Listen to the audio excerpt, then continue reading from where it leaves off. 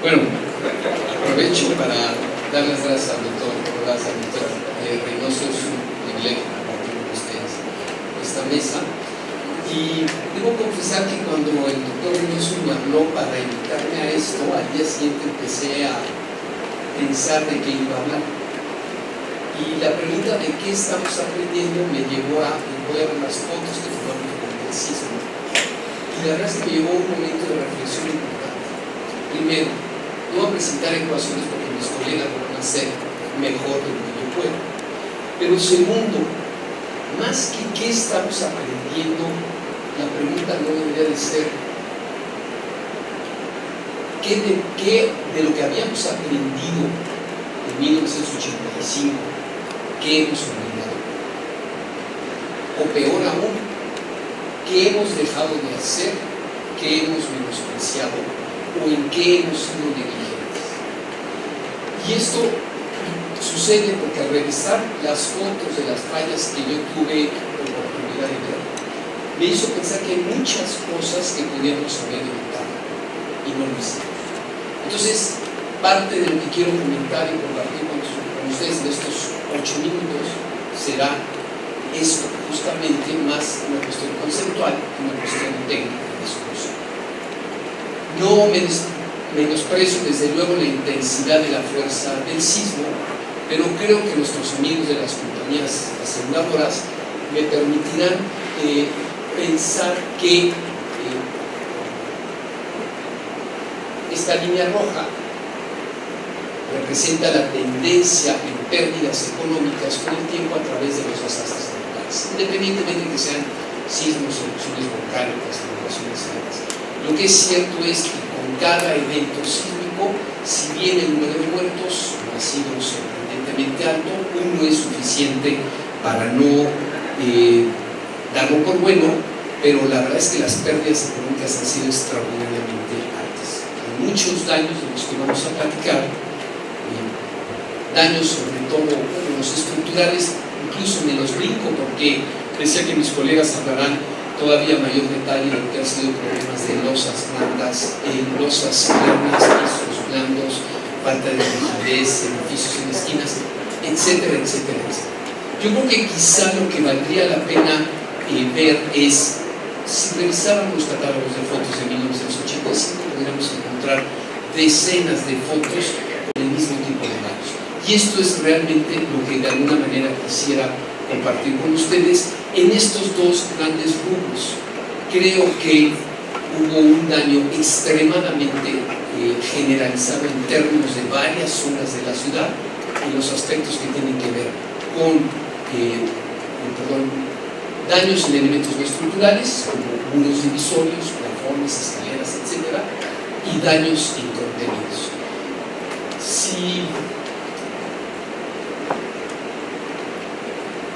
Si vemos algunas fotos, nada más algunas cuantas para poder identificar esto, veremos que cualquier cantidad de edificios que pudieron no haber tenido daños en su estructura tienen los muros caídos o daños en sus plafones, daños en escaleras, daños en contenidos, y hay cantidad de gente lastimada casi 2 meses después del temblor que está fuera de sus casas porque estos daños que deberíamos de haber previsto como parte de la ingeniería, mea culpa, no los previmos en su momento y han generado eso.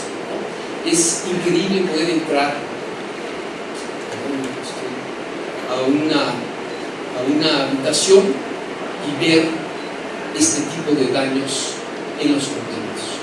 No hay forma que los ingenieros, con lo que hemos hecho hasta ahora, podamos evitar el tipo de daños observados.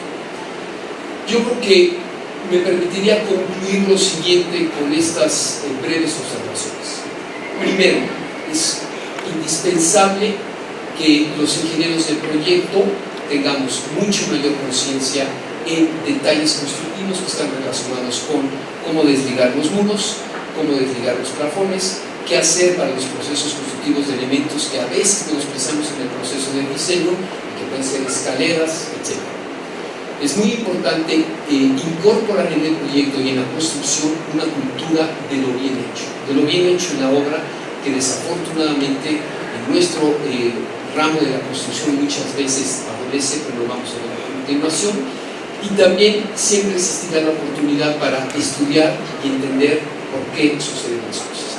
Déjenme presentarles unas fotos muy breves de lo que refiero a la parte de el detallado en los planos que necesitamos mantener. Por ejemplo, en estas fotos, aunque aquí está muy bien marcada la salida de emergencia, hubiera sido relativamente sencillo poder haber indicado algunos detalles de juntas de construcción que hubieran minimizado los daños en estos muros, o haber hecho detalles en la zona de la liga de la escalera para que estas grietas, que en la foto no aparece muy bien porque se ve una sombra, pero que esta grieta no hubiera sido aparente en las escaleras, que eso se pudo haber edificio tras edificio.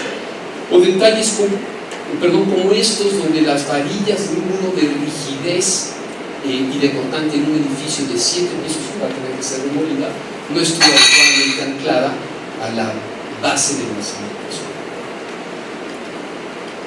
Cultura de lo bien hecho, el antes y el después. Esto es una estructura donde la gente de instalaciones decide, después de que han hecho el colado de la trave, abrir un paso en la trave para el paso de las instalaciones. Obviamente esto se pudo detectar a tiempo y tuvo que haber sido reparado. Pero como estos pueden ver, digamos, cualquier ingeniero que pueda estar en la obra puede identificar que pasos en las traves principales cerca del nudo de la columna son una lección del ABC, no están permitidos, y podría enseñar muchas fotos que representan en diferentes edificios ese tipo de perforaciones. No importa si la columna es de concreto, perdón, si la trave es de concreto, es una trave metálica, puede haber pasos en cualquier tipo de instalaciones. No se digan casos de columnas cortas, donde lo hemos sabido desde siempre.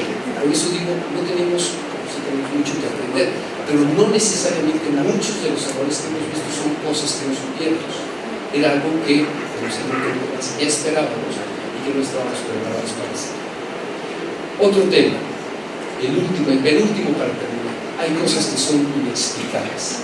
Por ejemplo, siempre hemos mencionado que estas estructuras de piso blando son prohibitivas por el alto riesgo y la vulnerabilidad que tienen que mencionarse. Este es un edificio. Aquí alcanzan a ver una trave un poco más peraltada, son losas planas, 7 niveles, losa de transición y no le pasó nada. Entonces me preguntan por qué no son, pero no le pasó nada. Otro edificio en la colonia Nápoles, 5 losas planas, una trave peraltada para la transición de los muros de carga hacia la zona de cimentación, abajo estarían los estacionamientos, con un paso justo en la liga entre la trave principal y la columna, sin daños. Un edificio donde ustedes podrán notar que los niveles no coinciden, como el que aparece también en la derecha. Ahí hay un zoom para que lo puedan ver. Losa plana, un edificio previo a 1985, losas planas que además no coinciden los niveles, y el edificio no le pasó. Otro caso, no más, Xochimilco, un conjunto de 25 niveles, si no recuerdo mal, exactamente la misma estructuración, todos idénticos, uno a punto del colapso y otro con daños mayores, el resto sin ningún problema. Y lo inexplicable para el proyecto, si yo les preguntara a ustedes qué ven de extraño en esta foto, quizás sea difícil distinguirlo, pero es una escalera de emergencia. Aquí hay una columna que, si bien será de 6 pulgadas, o sea 15 centímetros, es mucho, y vean el tamaño del ducto de basura. Yo entiendo que arquitecto mata ingeniero, que instalaciones mata al ingeniero, pero que el ducto de basura le gane al ingeniero, eso es inexplicable. ¿Por qué no se cayeron algunos edificios? El ingeniero García Álvarez ya pasó esto, me faltaron unos cuantos segundos nada más a este edificio. Y sin embargo creo que hay cosas buenas que han ayudado, que es con lo que quiero cerrar la presentación. ¿Qué mejoró? ¿Qué ayudó en el post-diseño de 1985? Solo por comentar alguna cosa, un aspecto, porque hay muchos. Hay un incremento importante del reglamento de las fuerzas que pide el reglamento de 1985 comparado con 1976, que era el código anterior. Y por ejemplo, si vemos para la zona 3, el incremento de las fuerzas pasa del punto 24 a punto 4. Es decir, hay un incremento del 67% en la resistencia demandada para el edificio, en promedio, dependiendo del periodo, pero podríamos tener ese número como fijo. Hay una reducción en los desplazamientos permisibles de 0.012 a 0.016, es decir, una reducción de 0.75. Y el cociente de estos dos valores nos llevaría a pensar en el incremento de la rigidez. Entonces, los edificios diseñados después de 1985 deberían cumplir para ese caso particular con una rigidez que era 220% mayor que la rigidez previa a 1985. Creo que eso fue una muy buena medida, un logro, y que ayudó a que de los daños que pudimos ver en este sismo, menos del 3% hayan sido edificios construidos después de 1985.